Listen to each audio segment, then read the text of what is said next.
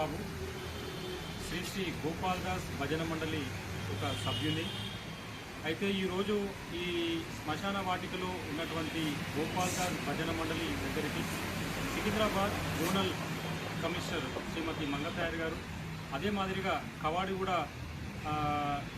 ఏదైతే deputy commissioner గారు ఉన్నారు ఆ మేడము, మళ్ళీ మిగతా ఇంజనీరింగ్ విభాగము, ఏఈలు, మరి పత్రికా విలేకరులు అందరూ కూడా విచ్చేసి ఇక్కడ ఈ ప్రాంతాన్ని పరిశీలించడం జరిగింది. వీరందరూ కూడా ఎందుకు వచ్చారంటే, మా భజన మండలి తరఫున మేము గతంలో శ్రీనివాస్ యాదవ్ గారికి ఒక 2 సంవత్సరాల నుంచి మేము విజ్ఞప్తి చేస్తున్నాం. అయ్యా, ఇక్కడ ప్రతి గురువారము గోపాల్ దాస్ భజన మండలిలో మరి పూజా కార్యక్రమాలు అవుతాయి, భజనలు నేర్చుకుంటారు, పాడతారు, మరి ఆధ్యాత్మిక విషయాలపైన ఇక్కడ మాట్లాడుకుంటారు, ఎంతో మానసిక ప్రశాంతతని ఇక్కడ పొందడం జరుగుతుంటుంది ప్రతి పున్నంకి. అలాగే రాఖీ పూర్ణం రోజు, ఏదైతే శ్రావణ మాసంలో రాఖీ పూర్ణం వస్తుందో ఆ రాఖీ పూర్ణంలో మన హైదరాబాద్ జిల్లాలో కాకుండా బయటి ప్రాంతాల నుండి అనేక మంది భక్తులు ఇక్కడికి విచ్చేస్తారు. ఇక్కడ సాయంత్రము 6 గంటలకు మొదలైనటువంటి పూజా కార్యక్రమం తిరిగి మరుసటి రోజు డే అంతా కూడా జరుగుతుంది. అంతమంది భక్తులు ఇక్కడికి వచ్చేసి తమ యొక్క మధురమైన స్వరాలతో ఇక్కడ భజనలు వినిపించడం జరుగుతుంది. అయితే చాలాసార్లు మన అప్పట్లో ఇది సికింద్రాబాద్లో ఉన్నప్పుడు పద్మరావు గౌడ్ గారు, మన మాజీ మంత్రివర్యులు శ్రీనివాస్ యాదవ్ గారు ఈ కార్యక్రమాలకు విచ్చేసి ఇక్కడ తీర్థ ప్రసాదాలు తీసుకోవడము, మరి ఇక్కడ పక్కనే ఉన్న దర్గాను కూడా దర్శించుకోవడము, దర్గాలో కూడా ప్రతి శుక్రవారానికి ఇక్కడ భక్తులు వచ్చేసి ప్యాతాలు ఎక్కిస్తారు, అక్కడ పూజా కార్యక్రమాలు నిర్వహించిపోతారు. ఇక్కడ మాకు నడవడానికి ఇబ్బంది అవుతుంది. ముఖ్యంగా రాఖీ పూర్ణం అనేది శ్రావణ మాసంలో వస్తుంది. ఆ శ్రావణ మాసంలో విపరీతమైన వర్షాలు ఉంటాయి. ఆ వర్షాలలో మరి భక్తులంతా కూడా ఈ బురదలో నడవడము, కొన్నిసార్లు కొంచెం పెద్దవాళ్ళు పడిపోవడం కూడా జరిగింది. ఆ రాళ్ళన్నీ తేలిపోతాయి, వర్షానికి కంకరంతా తేలిపోయి కాళ్ళు జారి పడిపోవడము ఇలాంటివి జరుగుతున్నాయి. కాబట్టి మేము మాజీ మంత్రి శ్రీనివాస్ యాదవ్ గారిని, పద్మరావు గౌడ్ గారిని వీళ్ళందరూ కూడా అడిగాం. ఇక్కడ చాలామంది భక్తులు వస్తారు. అలాగే ఇక్కడ దీపావళి పర్వదినం రోజు ఇక్కడ అనేక బొందలు ఉన్నాయి, వీటికి పూజలు చేస్తారు. ఆ రోజు వీటికి కొంచెం మనకు అనుకూలంగా ఉంటుంది. మీరు ఇక్కడ ఒక సీసీ రోడ్ని వేపియాలి, వీధి దీపాలు వేపియాలి. మరి ఆ భజన మండలి పూజా కార్యక్రమం రోజు ఇక్కడ వంటలు చేసుకోవాలంటే ఇబ్బంది అవుతుంది. కాబట్టి ఇక్కడ మాకు షెడ్ వేపియాలని చెప్పేసి మేము లెటర్ల ద్వారా కోరడం జరిగింది అనేక పర్యాయాలు. అయితే మా అభ్యర్థనను మన్నించినటువంటి మన మాజీ మంత్రి తలసాని శ్రీనివాస్ యాదవ్ గారు, మళ్ళీ అదే మాదిరిగా స్థానిక కార్పొరేటర్ కుర్మ హేమలత లక్ష్మీపతి గారు వాళ్ళ యొక్క నిధుల నుంచి ఇక్కడ ఏప్రిల్ 19 తారీఖు ఇక్కడ ఒక రోడ్డు వేయడం జరిగింది. 18, 19 తారీఖు నాడు ఇది అధికారులంతా పరిశీలించి మరి ఇక్కడ నడిచే స్థలం ఉంది కానీ ఇక్కడ ఎలాంటి బొందలు లేవని నిర్ధారించుకొని ఇక్కడ రోడ్ వేసారు, సిమెంట్ రోడ్ వేసారు. అంతేగాని ఏ ఒక్క బొందను కూడా ఇక్కడ తొలగించి దాన్ని విరగొట్టి వేసినది కాదు ఇదంతా. అయితే ఇక్కడ జరుగుతున్నటువంటి ఏదైతే అభివృద్ధి కార్యక్రమాలు ఉన్నాయో వాటిని చూసి ఓర్వలేక స్థానిక కాంగ్రెస్ నాయకుడు జి రమేష్ అనే నాయకుడు మరి పలుమార్లు అక్కడ జోనల్ కమిషనర్ని, ఇక్కడ డిప్యూటీ కమిషనర్ని లేఖల ద్వారా ఇచ్చేసి ఇది గ్రేవ్యార్డ్లో రోడ్ వేసిండ్రు, బొందలు తొలగించిందని తప్పుడు ఆరోపణలు చేసి అధికారులను ఇబ్బంది పెడుతున్నారు, కబ్జా చేసిరని చెప్పేసి చెప్తున్నారు. ఈ గోపాల్ దాస్ భజన మండలి అనేది మేము పుట్టక ముందు మా తండ్రులు పుట్టినరో లేదో అప్పటి నుంచి ఉన్నటువంటి స్థలం. గోపాల్ దాస్ అనే మహనీయుడు సుమారు ఆయన వయసు వచ్చినప్పటికీ కూడా బ్రహ్మచార్యాన్ని తీసుకొని ఇక్కడ అనేక ఆధ్యాత్మిక వైదిక కార్యక్రమాలు నిర్వహిస్తూ ప్రజల్లో ఒక భక్తి తత్వాన్ని ముందుకు తీసుకెళ్తూ అనేక సేవా కార్యక్రమాలు ఆయన ఇక్కడ నుంచి చేయడం వల్ల ఆయన ఇక్కడ సమాధి అయింది. ఇక్కడ ఆయన సమాధి ఇక్కడనే ఉంది. ఆ తర్వాత మాతా లింగమాంబ గారు ఇక్కడ పీఠాధిపతిగా అయిపోయి ఆమె కూడా అనేక ధార్మిక కార్యక్రమాలు చేయడం వల్ల ఆమెను కూడా ఇక్కడనే మరి పెట్టడం జరిగింది. వాళ్ళ 2 గ్రేవ్స్ ఉన్నాయి. మరి ఇంకో ఇక్కడ ఒక పోచయ్య అని ఒక పైల్వాన్ ఉండే, మరి ఇంకో మహాత్ముడు ఉండే, వాళ్ళ బొందలు ఉన్నాయి. ఇక్కడ ఎవరు కూడా సంసారం చేయడం కానీ ఇక్కడ రోజు వచ్చి తాగి మటన్ చికెన్ వండుకొని తినేటువంటి ప్లేస్ కాదు ఇది.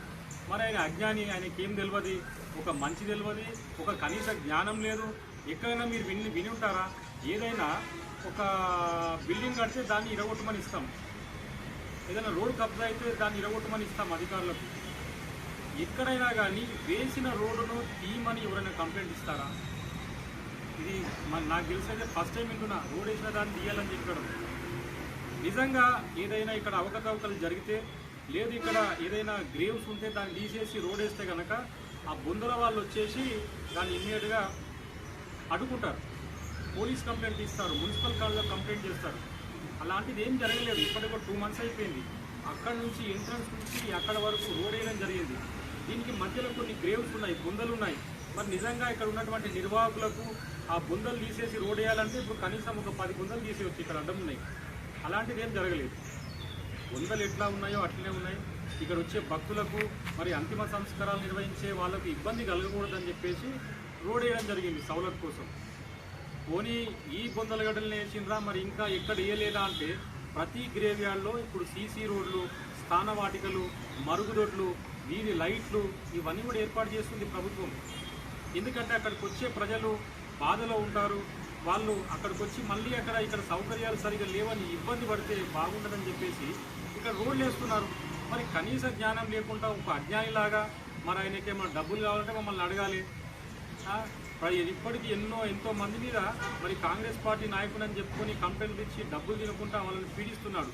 మళ్ళీ కాంగ్రెస్ నాయకులు ఇది గమనించాలి, ఇది ఎంతవరకు కరెక్ట్ అని. ఇలాంటి నాయకులు మీ పార్టీలో పెట్టుకుంటే మరి మీ పార్టీ రేపు రాబోయే ఎలక్షన్లో మీకు ఓట్లు ఎవరు వేస్తారు?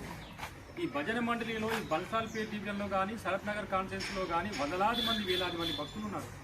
మరి కనీస జ్ఞానం లేకుండా పోయి 10 సార్లు ఈ రోడ్డు తీసేయాలంటే ఈ రోడ్డు మేము వేసి ఇక్కడ ఏమైనా కమర్షియల్ యాక్టివిటీ పనులు అమ్ముతున్నామా, కూరగాయలు అమ్ముతున్నామా, ఏం చేస్తున్నారు? ఇక్కడ ఏమైనా బుద్ధి ఉందా రమేష్కు?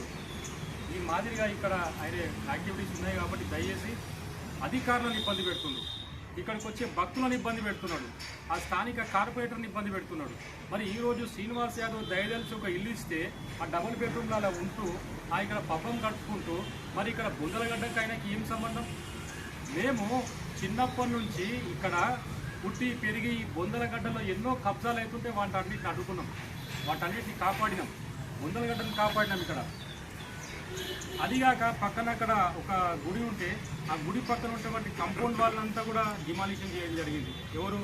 ఈ రమేష్ అనే వ్యక్తి రోడ్డును తొలగించాలని ఫిర్యాదు చేస్తున్నాడు. ఆ రమేష్ అనే వ్యక్తి ఆ కంపౌండ్ వాళ్ళని ఇరగొట్టి దాన్ని కబ్జా చేసుకుందాం అనుకుంటున్నాడు. ఇక్కడ కబ్జా రాయిల్లో మరి ఎవరు పబ్లిక్ ప్రాపర్టీని డిస్మాంటిల్ చేస్తున్నారో మీరు అర్థం చేసుకోవాలి. అక్కడ ఉన్న ఇప్పటికీ సాక్ష్యం ఉంది, అది కూడా షూట్ చేస్తాం ఇప్పుడు. అక్కడ ఉన్నటువంటి సుమారు ఒక 30 ఫీట్ల కంపౌండ్ వాళ్ళను ఇరగొట్టి అక్కడ ఆయన మడిగలేసుకొని మరి అక్కడ ఏదో చేసుకోవాలని అక్కడ ఆయన ఆలోచన. మరి ఈ మాదిరిగా బొందలగడ్డలో ఉన్నటువంటి ప్రజల ఆస్తులను విధ్వంసం చేస్తూ దానికి ఇబ్బంది పెడుతూ అరాచకాలు చేస్తూ పబ్బం గడుపుకుంటున్నాడు రమేష్. మరి ఆయనే ఏమో దొంగనే ఇంకోళ్ళని దొంగ అన్నట్టు ఇక్కడ ఆధ్యాత్మిక కార్యక్రమాలు చేసే స్థలంలో వచ్చేసి ఈ రోడ్ వేయాలి, ఎవరిని అడిగేసి రోడ్ అంటే నువ్వేమైనా కార్పొరేటర్ వా, నువ్వేమైనా ఎమ్మెల్యే వా, కొన్ని ఏమైనా కంటెస్టెడ్ పర్సన్ వా, ఎంత కానీ నీ అవకాశం ఎంత, నువ్వెంత? ఆయన కార్పొరేటర్గా గెలిచిండు, వాళ్ళ నిధులకించి రోడ్ వేసిరీడా.